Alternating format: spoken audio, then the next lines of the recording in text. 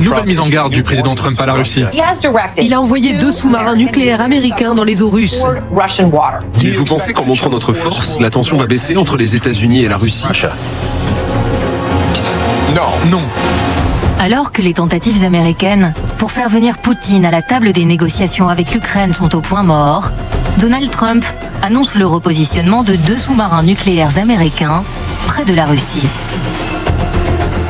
Une menace a été proférée et nous avons estimé que ce n'était pas approprié. Je dois donc être très prudent. Je le fais donc pour assurer la sécurité de notre peuple. Quelques jours plus tôt, Donald Trump avait donné 10 à 12 jours à la Russie pour mettre fin à la guerre en Ukraine, menaçant Moscou de nouvelles sanctions. S'en est suivi un bras de fer verbal entre Trump et l'ex-président russe, Dmitri Medvedev. Chaque nouvel ultimatum est un pas de plus vers la guerre.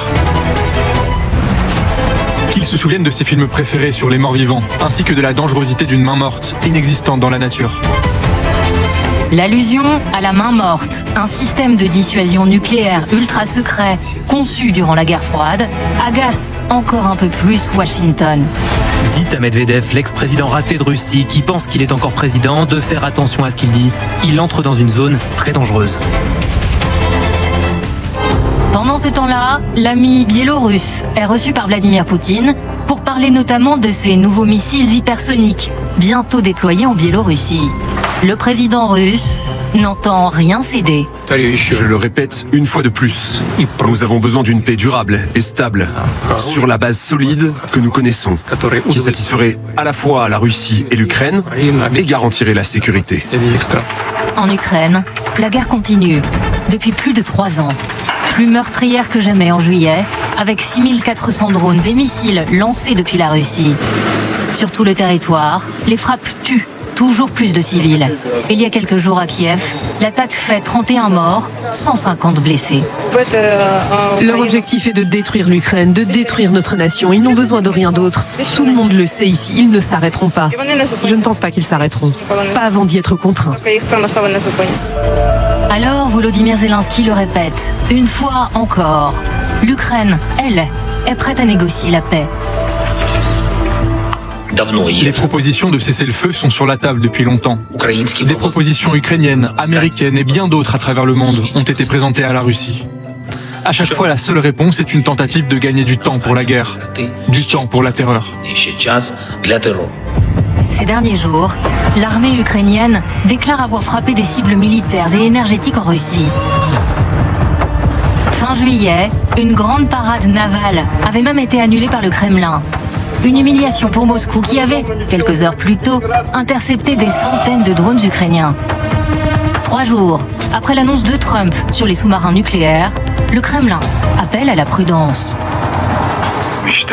Tout le monde devrait faire preuve d'une grande prudence sur l'utilisation de la rhétorique nucléaire. Nous rappelons qu'il ne peut y avoir aucun vainqueur dans une guerre nucléaire. Alors que la fin de l'ultimatum donné par Trump approche, l'émissaire américain Steve Witkoff est attendu une nouvelle fois en Russie cette semaine. Alors à la sortie de ce sujet, on va évidemment vous répondre tout de suite à la question d'un téléspectateur et je pense qu'elle est partagée par pas mal du monde. Le risque nucléaire est-il désormais réel ou tout cela n'est-il que du bluff? C'est la question que ceux qui nous regardent se posent. Richard Verly, votre réponse? Le risque nucléaire, il est réel. Je veux dire, le risque, la dissuasion, elle est faite justement pour se prémunir d'une guerre nucléaire. Donc, je crois qu'on est face à des puissances qui ont une arme nucléaire. Vladimir Poutine, comme ça a été dit, a lui-même à plusieurs reprises mis en scène la puissance nucléaire de la Russie. Mais évoquer ce risque, ça ne veut pas dire qu'il y a imminence de frappe ou d'une guerre nucléaire. Mais est-ce que Donald Trump, quand il décide d'envoyer 2 sous-marins nucléaires aux abords de la Russie, il se dit il y a une possibilité pour que j'agisse? Ou alors c'est effectivement juste de la dissuasion et c'est pour faire peur? Je ne crois pas que ce soit dans une logique d'engrenage nucléaire. C'est une démonstration de force, mais qui finalement, envoyer 2 sous-marins et le dire, d'autant que certains étaient peut-être prépositionnés, par rapport à ce qu'a pu dire dans le passé Vladimir Poutine, qui a été beaucoup plus direct et beaucoup plus agressif, c'est pas, je dirais, c'est pas de l'ordre de l'engrenage. C'est inédit depuis la guerre froide, Patrick Butart? Non, je pense pas, mais comme le dit Richard Verly, ça fait 75 ans qu'il y a un risque nucléaire. À partir du moment où il y a autant de... Et c'est terrible, mais on a appris à vivre avec. On l'a oublié un peu, surtout avec la période de la fin de la guerre froide et ces fameux dividendes de la paix. Mais là, effectivement, ça se rappelle à nous. Alors, est-ce qu'il y a une escalade verbale? De là, est-ce qu'il y a une escalade de la tension nucléaire? Je pense pas à ce stade. Est-ce qu'il y a un risque d'incident? On peut se poser la question aussi, Marie Gégaud. On imagine que les Russes, ils ont déjà localisé ces sous-marins. Est-ce que c'est possible ça? Est-ce qu'il peut y avoir Moi, ce que je me demande, et peut-être on va demander au général ce qu'il en pense, c'est à partir du moment où les missiles que les Américains ont sur ce type de sous-marin ont une très grande portée, quel est l'intérêt de dire je les rapproche de la Russie?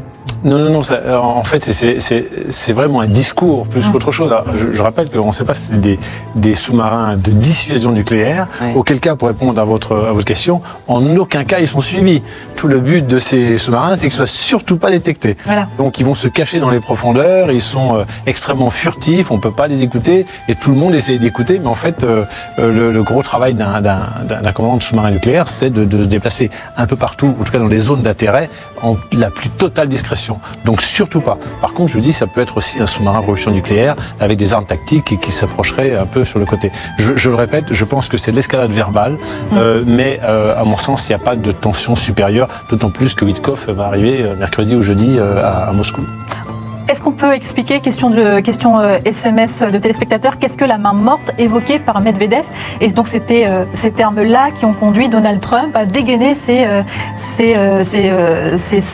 navires nucléaires. Cette main morte, ce serait en fait un mécanisme de dissuasion nucléaire dont le principe serait que si tout le monde était mort et que tout était détruit, eh bien, il y aurait une riposte automatique, même s'il n'y a plus personne pour appuyer sur le bouton. C'est ça le concept de la main morte. C'est ultra secret, hein, alors on ne sait pas trop, mais c'est pas trop comment ça marche, mais on peut l'imaginer assez facilement. Mais... Donc, si certains propos de l'ancien président russe provoquent une telle nervosité chez le redoutable président américain, cela signifie que la Russie a raison sur toute la ligne et continuera à suivre sa propre voie, qu'il se souvienne de la dangerosité d'une main morte. C'est ce qu'avait dit Dmitri Medvedev. Oui, tout à fait. Non, mais moi, je suis tout à fait d'accord avec mes trois collègues. Je pense pas qu'on soit sur une escalade nucléaire. Je pense qu'effectivement, c'est simplement un message qui a été envoyé. Il y a tout le temps, parce que j'ai regardé un petit peu, en général vous connaissez ça mieux que moi, mais il y a tout le temps entre 8 et 10 sous-marins nucléaires américains qui sont de toute façon déployés. Ça fait partie de la fameuse triade de dissuasion nucléaire, et il y a fort à parier qu'ils étaient déjà de toute façon sur zone. Et c'est vrai que ce qui est inhabituel, c'est que c'est vrai que même du temps de la guerre froide, il y avait plus, on va dire, d'évocation de tout ce qui était nucléaire, armes nucléaires, etc., de la part des Russes que de la part des Américains. C'est-à-dire que c'est inhabituel que les Américains en parlent. D'ailleurs, depuis le début de la guerre en Ukraine, les Russes ont menacé d'utiliser armes nucléaires à plusieurs reprises. Les Américains n'en ont absolument jamais parlé. Ils sont dans une posture de « on sait que c'est là, on sait que ça fonctionne et on peut s'en servir si on veut, mais on n'en parle pas ».